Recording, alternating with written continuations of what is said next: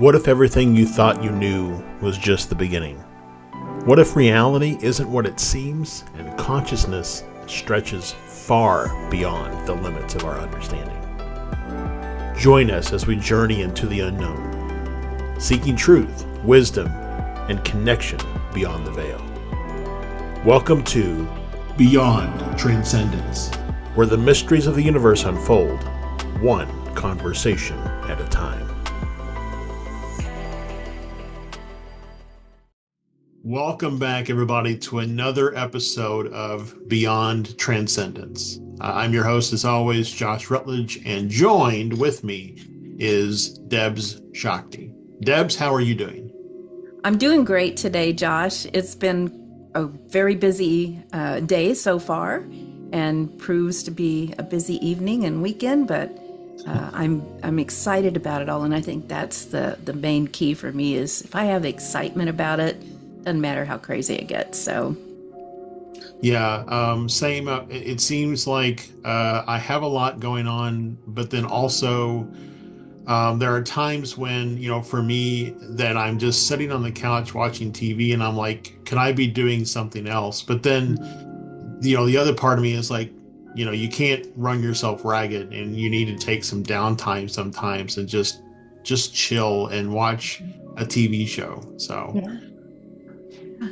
yeah, I think it's important that we do take downtime. In fact, there have been some recent studies in neuroscience that say allowing yourself to engage with boredom is key to a healthy inner chemistry, which I find funny because I, being the double Aries crazy person that I've always been, I can't remember too many times that I was actually bored, because I'm always seeking for something else to do.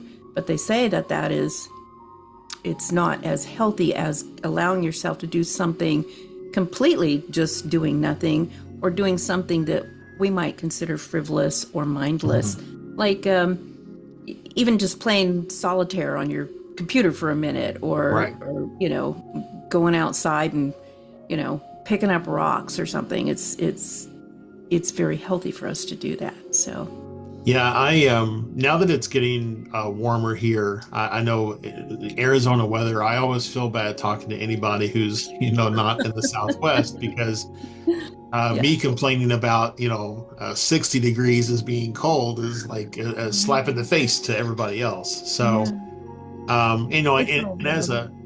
and as someone born in Kentucky and grew up in Kentucky, certainly I do remember those cold temperatures, but it only took me, I guess, about 2.5 years for my body to really be adjusted and accustomed to the weather differences here. But that being said, now that it's starting to get warmer, days are getting up into the 80s, feels great. There's nothing like, in fact, sometimes in the morning, I'm cold, just because the house is still kind of chilly. right.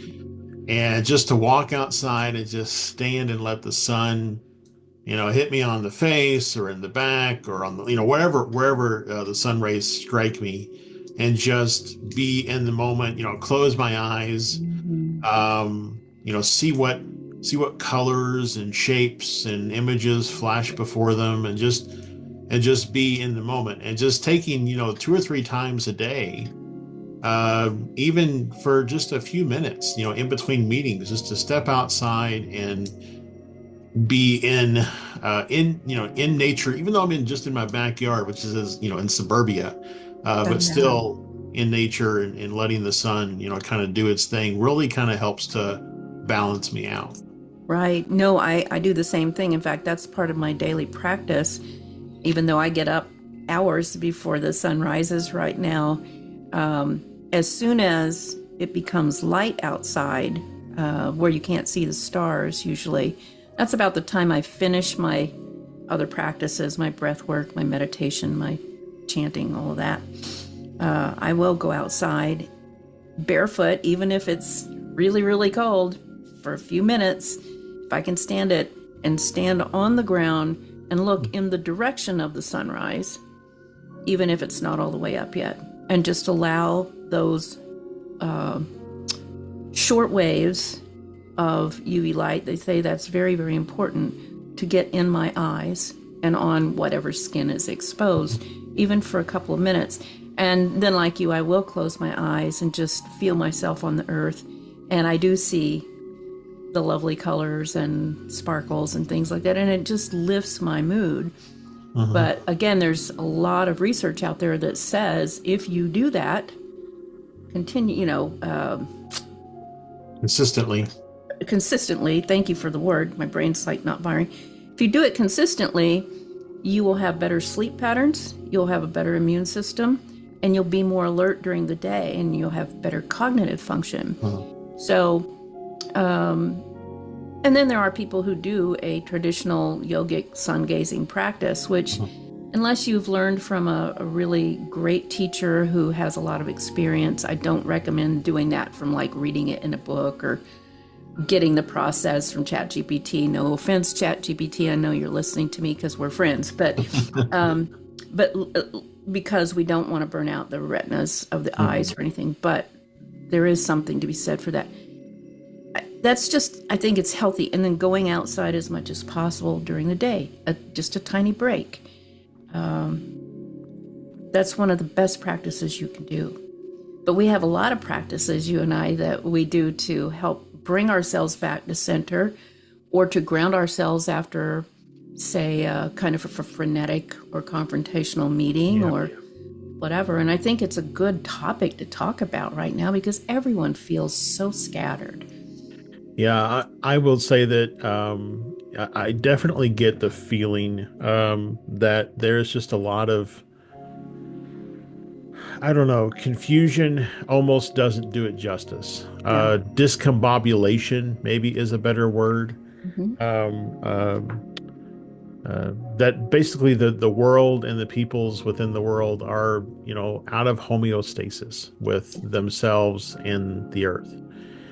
And you're right. I mean, I think that, there's the fancy kind of words that get tossed around in this space, like grounding yourself or shielding yourself from energies, things like that, or, kind of a new agey type term. But there are roots within just general psychology around being in the now, being present, being in the moment, etc., where you can really think about how you are experiencing this specific moment and how you are letting this specific moment and all the things that are around you, how much of it you're letting in versus how much you're keeping at arm's length. Yeah, I mean, and I think it's important. And really what you're describing is a basic mindfulness practice. Mindfulness is being in the present moment as much as possible. And it keeps us in a more homeostatic state. We don't ever get to true homeostasis, I don't think, because all has changed, right? And everything is moving and growing and morphing. But to be able to feel more centered and more comfortable, kind of being that boulder in the middle of the rushing river is the feeling that I like to get. Just to that, or from martial arts, immovable object, Right. Just to be that relaxed, centered person that no one can knock over, even though you're not tense, you're not doing anything. You're just your energy is in a place where it's very grounded.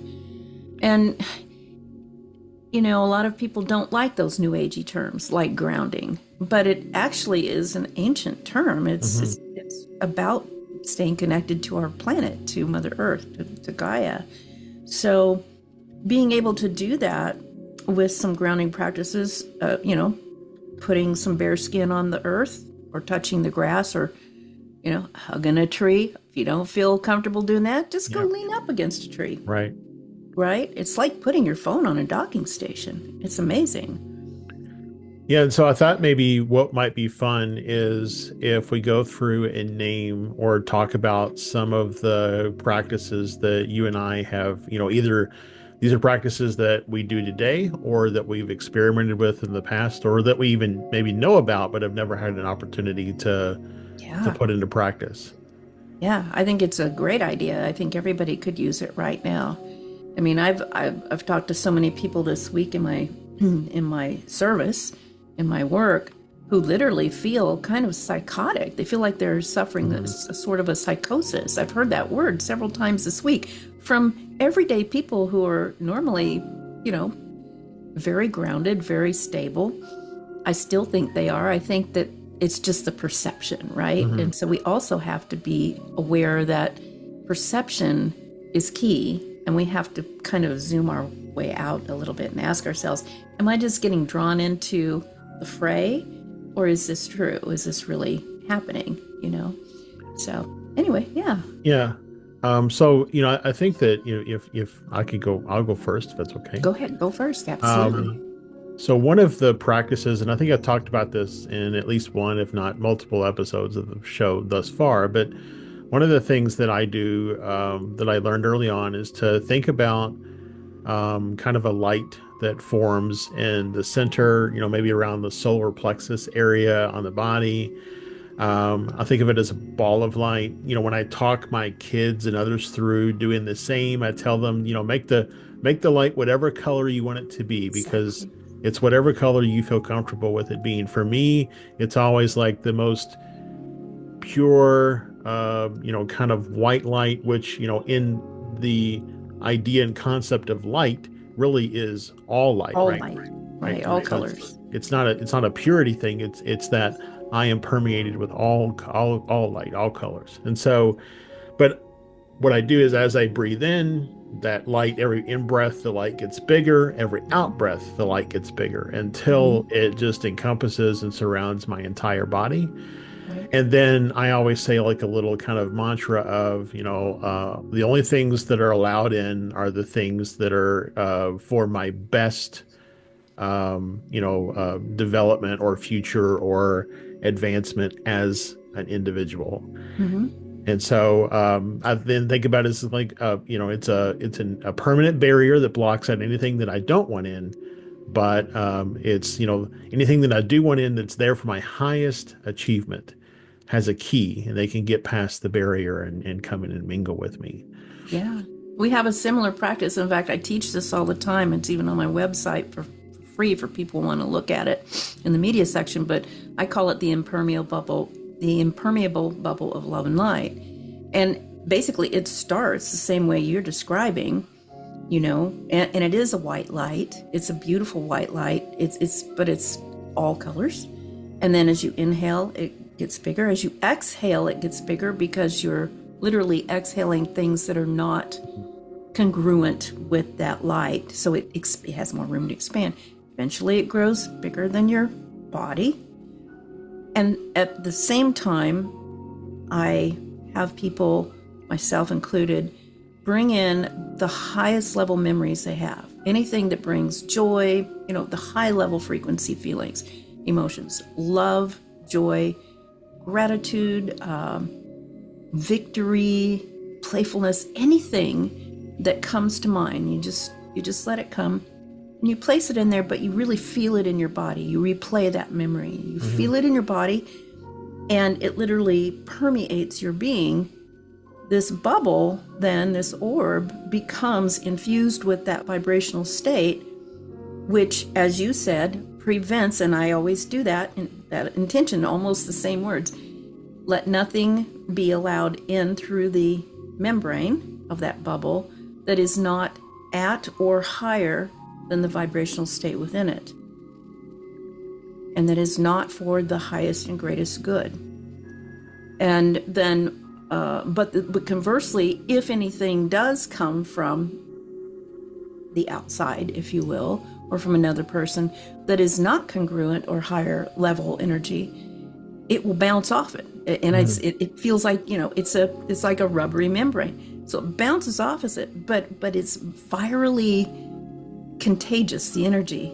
So it attaches to the receptor sites of that energy that is coming at you that isn't congruent, bounces back to whence it came, and literally infects the person or the situation with that light. So that expands it for me, so that it doesn't feel like you're isolating. It feels like you're actually doing something good for the world. And it may not be for everybody, but that's what I do for myself, because I don't want to be isolated in my little bubble having fun and have everybody else go to hell in a handbasket. Mm-hmm. So it's interesting that you have almost exactly the same practice as I do, but I've been doing that since I was like 13 or 14. Wow. And teaching it. And it becomes very, very powerful. Yeah, and that light practice is just, my kind of one of my teachers, human teachers, that was with me when I first kind of started my journey of just maybe 4 years ago. He said, you need to start thinking about how do you manage your energy, and how do you control your energy, and how much you give out and how much you let other people take from you. Mm-hmm. And that's what led to me adopting that practice. So cool. If you ever listen to the Gateway meditation Yes. from Monroe Institute. Monroe Institute, thank you. Mm-hmm. He's Bob Monroe starts out his meditation, the very first episode, the very first tape, CD, whatever you have, talks about forming an energy balloon around your body, and it's the same type of It's the concept. same And concept. so, Yeah. yep. And so when I started listening to that, I already had my energy bubble practice going. But when I got to that part, I was like, oh, well, this is pretty much Same. the same thing. So it was Yeah. almost like a reassurance that, I'm on the right track, because here's somebody else who, had the That's thought the same before me. concept. Yeah. I felt the same way the first time I took the Gateway program, back when it was first released to the public. And I thought, wow, and I already knew about Robert Monroe and knew a lot about him, but I thought, how interesting that he has almost the very same concept as I've been practicing. And I really like the Gateway process, because then he, of course, expands on that. He has a box that you create that you put the stuff that is not congruent in. You literally put it in that box and it's transmuted, and it's just amazing. And so I do recommend that to anyone who's interested. But yep. it's a wild ride. In a similar vein, my teacher, I've mentioned his name, I think, in the last episode, Santosh David. He took me through an exercise to create my secret garden. That's available for me to get to and go into and relax. And so, for anybody who's listening, this is not a physical garden in the way that I can, walk into it in my backyard or whatever, but it's a spiritual, mental garden that I can access anytime I need to. It's protected. In my case, it has, a large wall.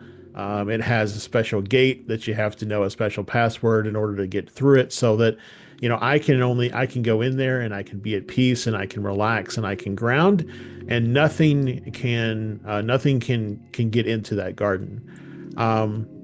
And one of the interesting things that he did is we worked together to come up with a unique sigil for myself, for Cool. something that I wanted to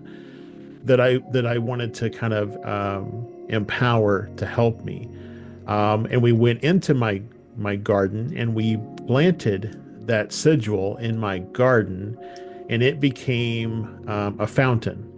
And so whenever I do the Monroe Institute work and I put my stuff in my energy conversion box. Yeah, that's the name of it. Yep. My energy conversion cool. box has slits on it. And so I open those slits and I submerge it in my fountain, in my secret garden. I've got chills just now. I know.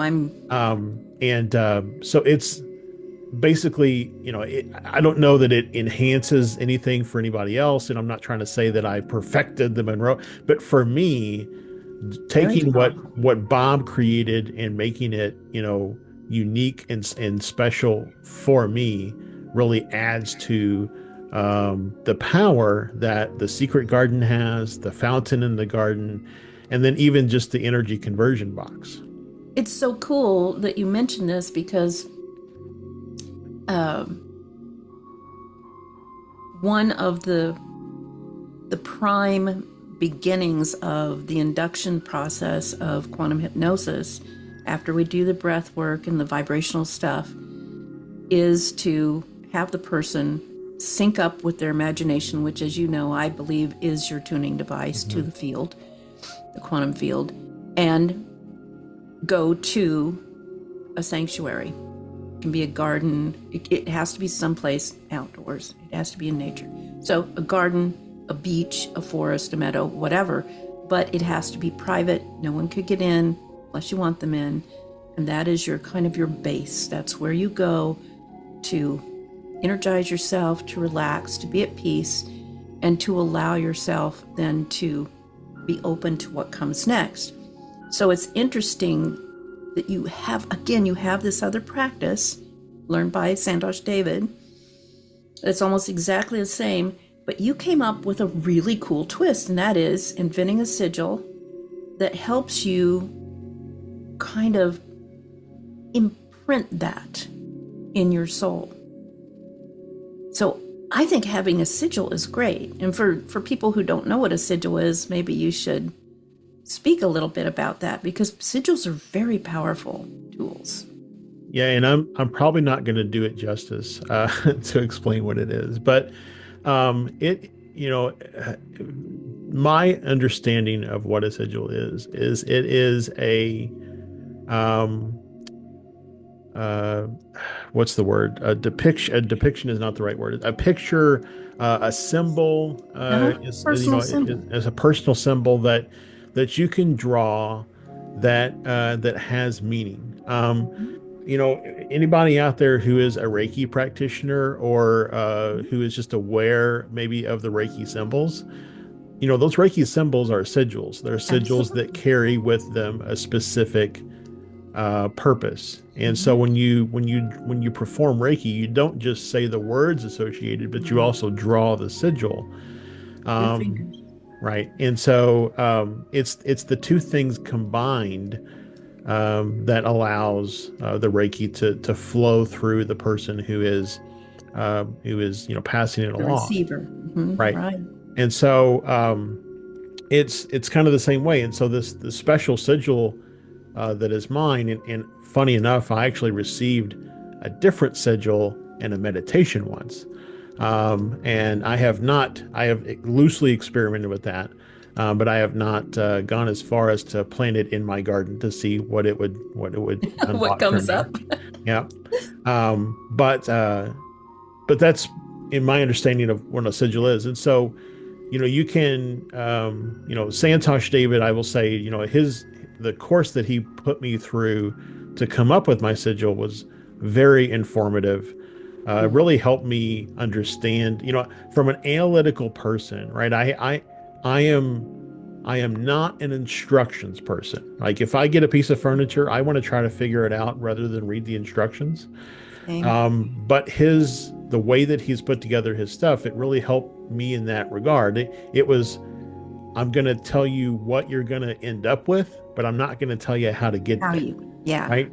And so, for somebody who needs detailed instructions, do this step 1, do this step 2, I think it might still work, but you might need to use a little bit more of your imagination to come up with whatever works for you. But know that there is no wrong sigil.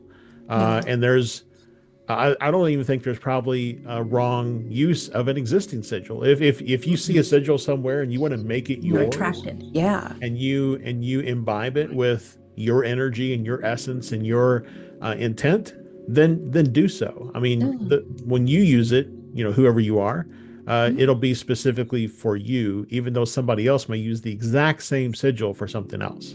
I agree with you. And I think your description is pretty spot on. I mean, to me, a sigil is a personal symbol of an intention and energy, and it's a powerful force. It's like a focus tool, right? But sigils to me are like crystals. Okay, crystals can be cleansed and programmed for your own intent, and they're an amplifying device or even a transmitting device, depending on how you use them. Sigils are the same thing. Sigils are just a focus tool for me anyway.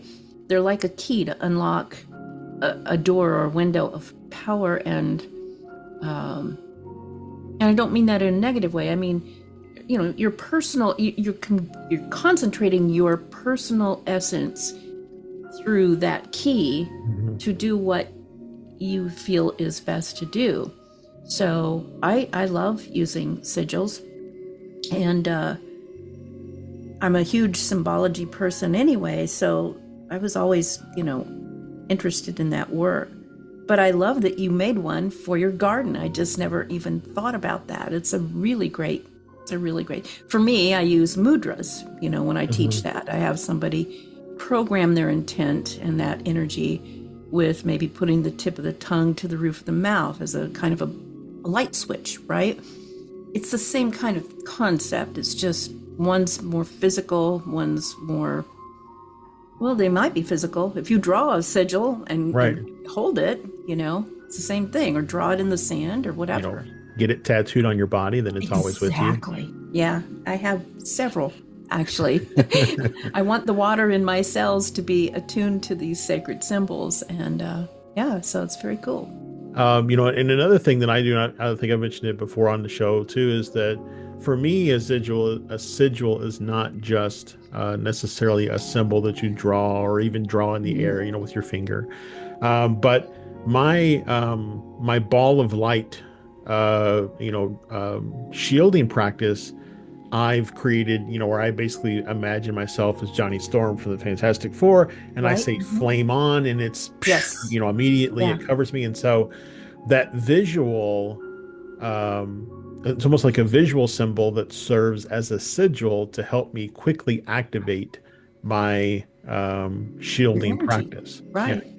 I remember not long ago, you and I were talking about a situation where you were like, how do I get out of that feeling state and into the next one? I think you were feeling a little frenetic or something. And I said, just use the word clear. You remember that? So clear for me, I was a pilot at one time, just to, had a little private pilot's license. And so you do this whole checklist of making sure everything's right on the plane before you start it up. And usually there's somebody outside, talking to you, unless you're by yourself. But it's helpful to have someone go around and call out the items on the checklist. And then when you're finished, the person steps back and they yell, clear. Yep. Then you turn on the airplane, right? The engine. And that makes it, for me, it was prop plane. So the word clear is very powerful for me. But I love that you use flame on, because you're literally, that evokes power, heat. Right. Nobody's going to get near your flame. It's beautiful. And, also I wanted to say, for anybody who's out there who's a computer person, that you're working with computers every day or whatever, coding person, another way to think about a sigil is as a macro, right? It's a way for you to accomplish a lot of things in a short period of time. Yeah. It's a concentration of focus device, really. Yep. So, gosh, we could do a whole show about sigils because I love them so much. But I think that's a wonderful method of getting yourself back to center and focus on what you want to do next. Very powerful. So do you have another practice? Let's shift from shielding and think about grounding. How do you stay grounded in situations where you're surrounded by people who are just pushing at your last nerve? How do you kind of stay grounded? Yeah, several things. Number one, as I mentioned before, I have a mudra that I use called the Bhaga mudra, where I just place the tip of my tongue on the ridge behind my teeth in on my palate, just for a second. But I've programmed myself for 50 years or more that every time I do that, I return to that state where I'm at that highest level frequency inside my bubble. So all I feel is unconditional love. I feel wisdom. I feel joy. I feel powerful, but I also feel like I am that boulder in the stream. And when I do that, and I usually, back when I was, in corporate America a few years ago, a couple years ago even, I could always tell if I was going to walk into the conference room, it was going to be frenetic or even confrontational, even in my direction. So before I would even walk in there, I would do my mudra, feel it, and then I would maybe take a couple of sequences of a slow, deep breath in and a slow, deep breath out. Just maybe 2 breaths. Roll my shoulders back, feel powerful, walk in, but with the intent that I was transmitting that energy out to everybody. And it's almost like you can see the wave of energy when you walk into the room affecting people, especially if you stay quiet. And I think that's really important too, staying quiet, unless you're chanting, if you're in some kind of a ceremony or class. But for me, that helps me ground, because what I've programmed into my bubble and my practice is the feeling, one of the best feelings I've ever had on the planet, and it's still, for me, one of the best, sinking my toes deep into the warm sand of a beach right next to the ocean. So I feel the sand, the warmth of the sun, I can smell the sea, salty air, I can hear the birds, and nothing can make me unhappy when I feel that way. And so when I walk into that room, or someone, cuts me off in traffic or whatever, it starts with my feet. I feel that on my feet. For other people, it might be something else, smelling their grandmother's apple pie baking. They can program that. But eventually, it just kind of grounds you to a place where you're safe and powerful, and reminds you that you are an eternal, unlimited being, and no one can harm you unless you choose to allow them to. Nothing can. And I think that's the bottom of this whole practice.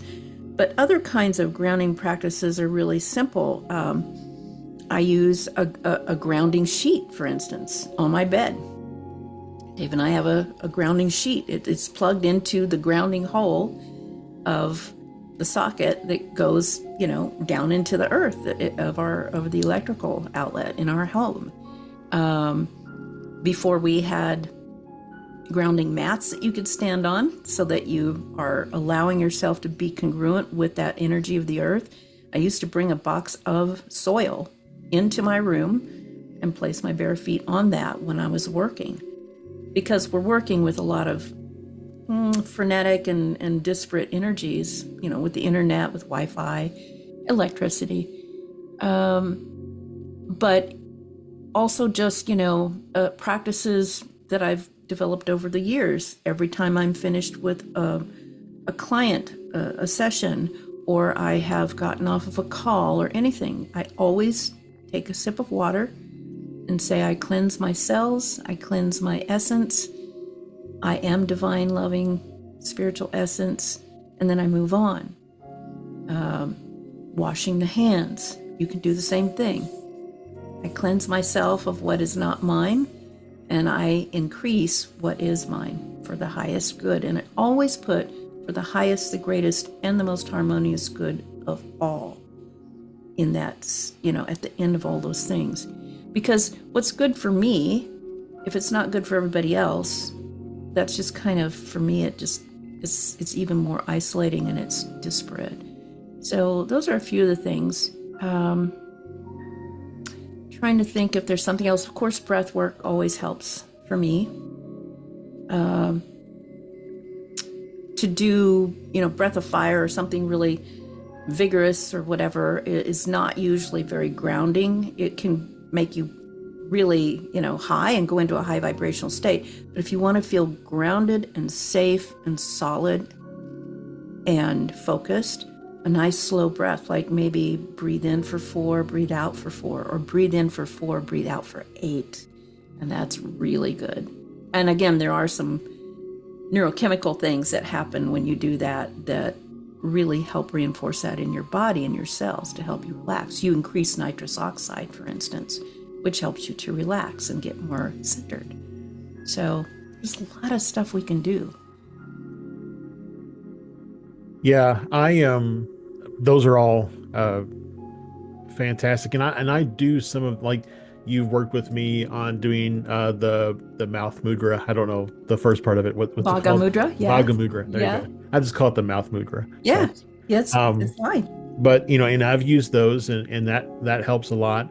Um, for me, the one that I used it as a part of a meditation once, the first part of this, and then I've since added to it after the fact. But as a part of a part of a grounding as the beginning of a meditation, I imagined coming. I was sitting in a chair, so I imagined coming out of kind of like my root chakra, so out through my the bottom part of my spine, Mm-hmm. roots that went Yes. down Oh, into the yes. earth and intertwined and wrapped around each other. And when they got to the center of the earth, there was this large crystalline form. Mm-hmm. And the roots just kind of latch on to that. And as soon as they Yes. do, I am immediately now connected. I'm a Yes. complete circuit between me and the center of the The earth, heart of the earth. Mm-hmm. and nothing can pluck me from it because I am connected. Um, and so I started doing that as a part of a meditation. And then I thought, well, what if I go the other way? So I came out of my crown chakra Mm-hmm. and I went to the, perceived middle of the universe, the Mm-hmm. center of the Central sun. universe. Yeah. Yeah. And there I found a crystalline structure and I Oh, attached to yes. that. Then later in a meditation, when I was working with some of my guides, they helped me establish a third connection. And I'm a big threes person, so this Yeah, worked me out too. well. Love it. So the third connection was from my heart chakra, Yeah. and it connects to the center of the ether. Mm-hmm. Oh, And beautiful. and now I've got chills over. So then I've got three connection points: one to the physical earth, one to the physical center of the universe, and then a third to the connection at the center of the ether, the astral, the extra, whatever you want to call it. Mm-hmm. And so when I create those, I think of myself as kind of being a ball suspended by these tethers Mm-hmm. that even though somebody could come along and push against me, I'm just gonna kind Yeah. of bounce back and find my equilibrium back to that place of It's center. beautiful. I love it. Again, you can go back and look at all the different classes I've taught. The grounding by sending roots down through the earth, finding the heart of the earth, the crystalline heart of the earth. This is it's so interesting that you do this because I've taught this for years, and it wraps around that heart and literally pulls up. Sometimes it's like the roots are straws and they drink up that nectar, or it's like a electrical connection, and you're connected, and then connecting to the center of the universes, infiniverse, whatever, central sun, whatever you want to call it. But I never had the third point, but the third point for me was the heart chakra, and those two energies coming in and blending at the heart chakra caused the stability for me anyway in those meditations. But I love that third tether because I'm a three person too, the triangle is the most powerful Mm-hmm. structure that we know of geometrically, the strongest. So I love that. Thank you for that, because that's really good. I really like that. Like it's connected to source at that third Right. tentacle, right? And Wow. so, yeah, the tripod of grounding Fantastic. or whatever is, and so, Yes. yeah, you're unshakable at that point. It's fantastic. And I want to say something too, that I had a student once say, I'm resistant to grounding because I don't want to be grounded. I want to be as high up in the energy as I can possibly be, so I have all the wisdom and everything. I'm like, that's fine, but you don't have the stability then to bring it back down Mm-hmm. and use it in this particular density. That's what grounding is about, is taking what you have energetically and bringing it through to this particular dimension, to this density, and allowing it to integrate in a positive and in the most perfect way. I think of it like an airport. So I can get on any plane and I can travel anywhere and I can have amazing experiences and meet amazing people and see and hear and smell and taste and touch amazing things. But when I'm done with my travels, I need to have a home airport that I can safely Yes, land back at and be able to convey then to everybody who I encounter these amazing things that I experienced.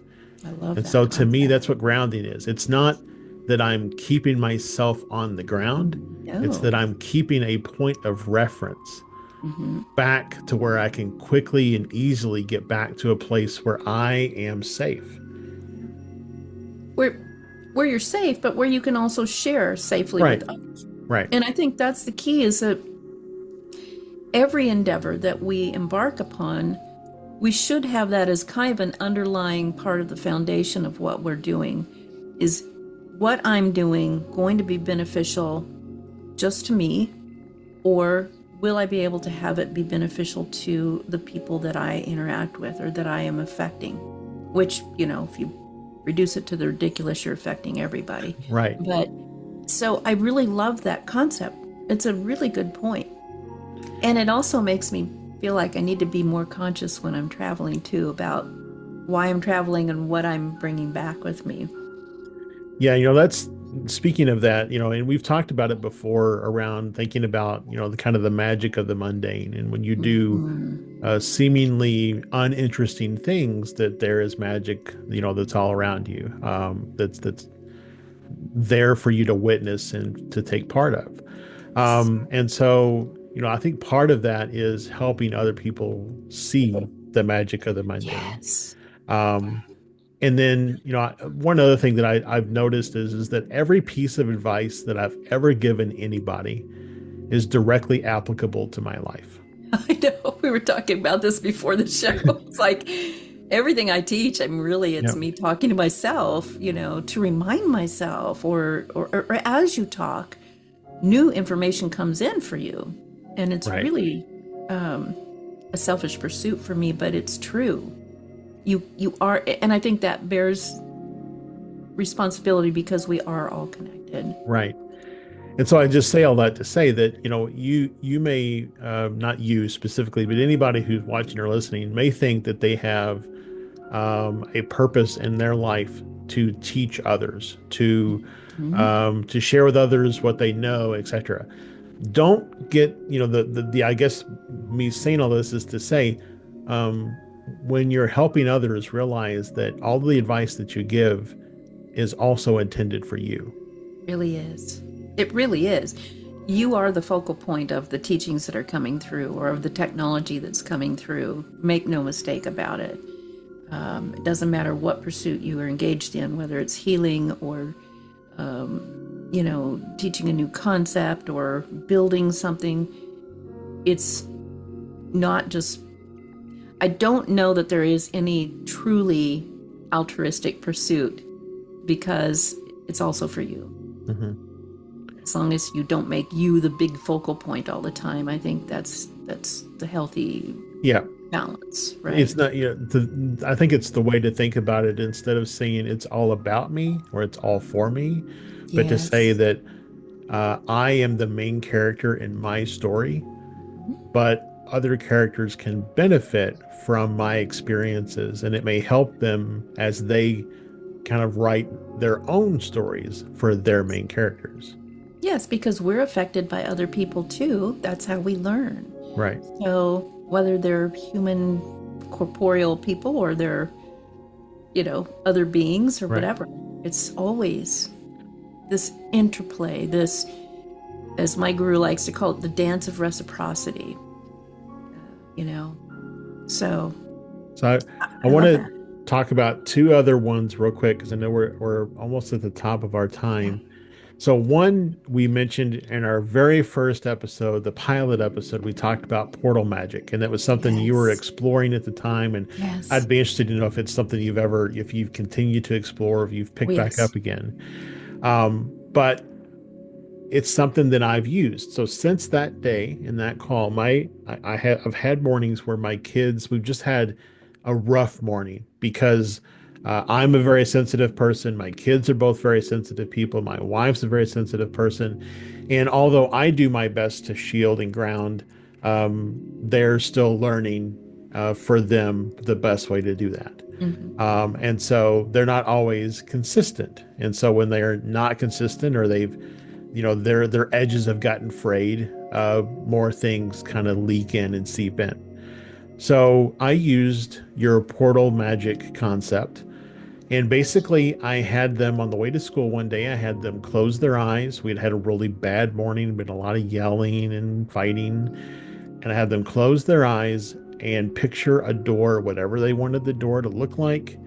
And I basically said that in a moment, you're going to open that door. And on the other side of the door is going to be the most beautiful scene you've ever seen before in your life. Whatever you want it to be. It could be a meadow. It could be a mountain. It could be the moon. But whatever you want it to be, when you open that door, that's what's going to be there. And when you step through the door, everything that you had this morning is now gone. All the bad feelings, emotions, and anger is gone. And all that's left is this serene, beautiful scene that you're now in.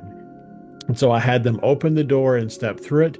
And I took it one step further. I asked them to find an animal in this scene.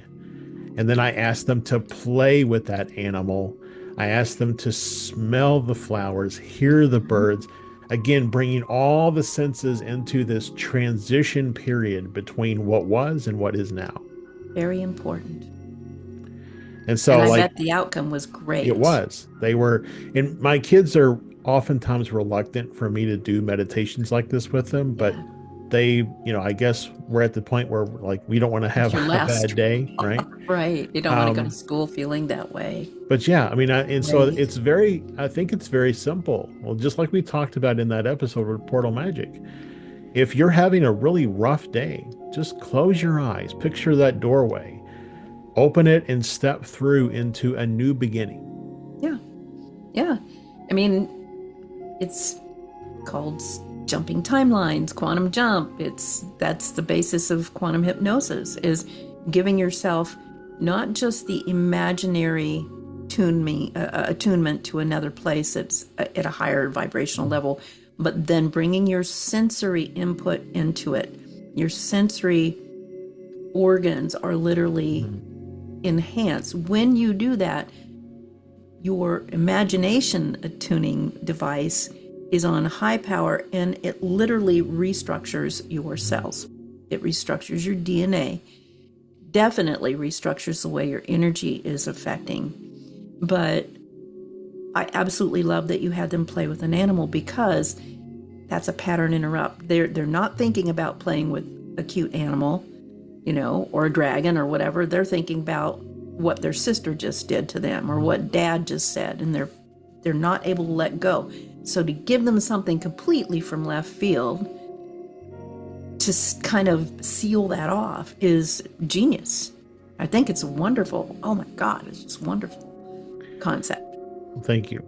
Kudos. I just took what you had already created. So, but this is what we do. Right. We all collaborate, right? We take exactly what's been taught and then we bring in our own stuff, and it enhances it. Awesome.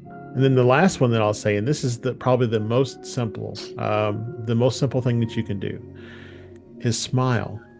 Oh, yes. How could we forget that? If you're having a bad day, just smile. If you're going to bed angry, smile before you fall asleep. Smiling releases all kinds of chemicals in the brain and dopamine and all kinds of things, and it just makes you, from a physiological perspective, it makes you feel awesome. I remember I used to work in a call center, and there was a mirror above the monitor with a smiley face on it. Yep. And they would say, smile when you answer the phone, because it comes through the phone. The phone, it does. And it does. It does. Dave and I have a process that we've built over the 30 years we've been together, and that is something my mom taught me when I was little, is never go to bed angry, especially if you're with a partner. But that's really hard sometimes. So what we do is secretly try to get the other person to laugh before we go to sleep. And sometimes, I mean, it can be a real tough day, and it can be a real tough, like you just had a fight.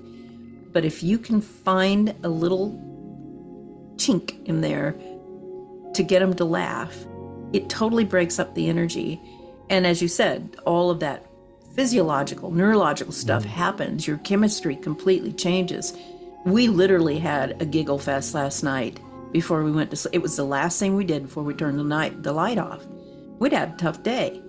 And I don't even remember what came in that made us laugh so hard, but it did, and it completely shifted the energy, and we fell right asleep. And it's just a beautiful thing. So smiling is such a simple thing. And, you know, laughter, playfulness, we forget about that when we're in the throes of something very hard or, you know, discordant.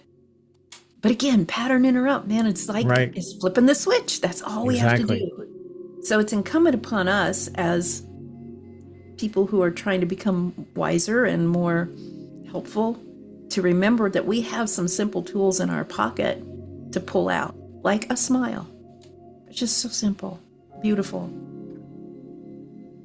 So thank you again. This is going to wrap this episode. Yes. Thank you, everyone who's listened. If you've made it all the way through to this very end, drop a comment below and use the word smile. You know, just to let us know that you stuck around and listened to the whole episode, and that would be great. If you happen to be listening to this in the podcast version, I don't know if there's an option for a comment, but you could always find us on Facebook or go out to the YouTube channel and drop a comment there. We'd love to know that people are taking something away from these episodes. And if you have a grounding technique or a shielding technique that we didn't cover here today, we'd love to know about it. Share it. Share it. Absolutely. And so, as Deb's mentioned, and we've mentioned in the past, you know, she has a service where she can help you with quantum hypnosis and discovery of what you've got going on. And you can find her information at debzshakti.com. Fantastic. I mean, I feel like I'm going to make you blush, but you're a fantastic person and you really listen to your clients. You're not just following a script that you followed 100 times before. You listen to your clients and you do what you think they need in order to uncover what they're looking for. And I really appreciate that. Thank you. Thank you so much, Josh. I think most of what comes through me is channeled anyway. As you know, I'm a channeler as well, but I think what happens is the education and the experience and the practice that you have blends with whatever is coming in at the moment, and it's very powerful. And I know that you do the same with yours. So if you want to work with me, because I do stuff similar to Deb's, I don't do the quantum hypnosis, but you know, I work with tarot cards and oracle decks, and dowsing rods are kind of my main jam. I do a lot of stuff with dowsing rods. And so if you want to work with me, you can go to mymysticmentor.com and drop me a line, and we can see what it is you're trying to achieve and how I can help you. So again, thank you so much for tuning into this episode of Beyond Transcendence. Please like, subscribe, share with anybody that you think could benefit from this. And then until next time, I hope you have a wonderful day, week, month, year. In Lakesh, everybody. Another you.